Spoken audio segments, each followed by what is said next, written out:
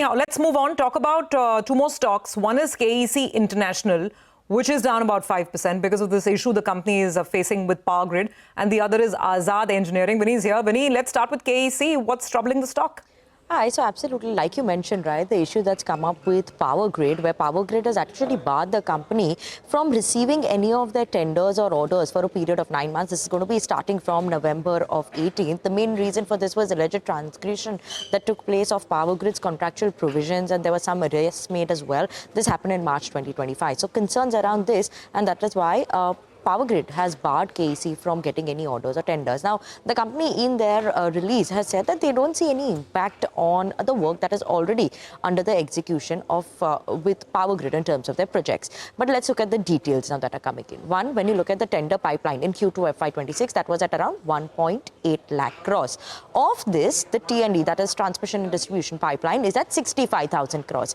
In that, domestic comes in at around 25,000 crores in T&D. And do not forget that PowerGrid is one of those major companies for KEC International in terms of clients. So, that is a major impact that would come in this number which we're seeing of domestic order pipeline.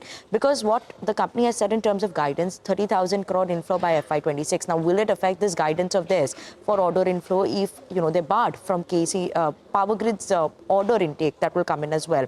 Overall, order inflows also are at 39,300 crores. Around 15% seems like is the order inflow that is coming from PowerGrid. So that is important to watch out for. And those will be the key questions that we look to ask the management, what it means in terms of outlook, as well as how they see this moving going forward in terms of impact as well.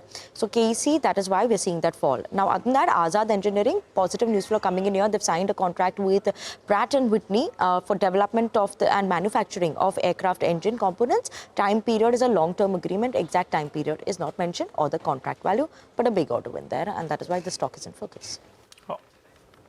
Okay, all right. Thanks a lot for that, Vinny.